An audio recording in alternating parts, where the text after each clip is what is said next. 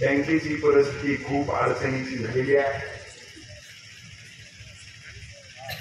सगळं डिटेल सांगत बसत नाही, पण बँक खूप अडचणीत आली कारण एवढ्या उच्च विद्याभूषित चेअरमन त्या बँकेवर जाऊन बसलेला अर्थ कसले माणूस. हे श्री देशमुख असले तर त्यांनी देखील हात टेकवले असते. इतका मोठा अर्थ त्यांना बँकेचं चेअरमन ते आता सांगतात माझी विधानसभेची शेवटची निवडणूक आहे. तुमची शेवटची निवडणूक नाही. जर मतदार राजाचा निर्णय चुकला राहुरीच्या विकासाचा शेवट झाल्याशिवाय राहणार नाही. आणि म्हणून मी तुम्हाला एवढ्यासाठी विनंती करायला आलेलो आहे. या ठिकाणी उभारता नेतृत्व असताना प्राजक्तांना त्यांनी त्या ठिकाणी काम करत असताना या मतदारसंघाचा राज्याला न्याय द्यायचा प्रयत्न केला.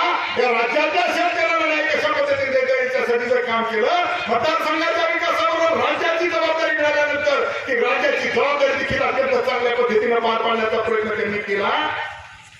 कुणीतरी मागाशी म्हणलं ओपीडी म्हणजे माझी सकाळी 7 वाजता सुरू होते. ओपीडीचा लॉंग फॉर्म त्यांनी सांगितलं तरी भरपूर होईल.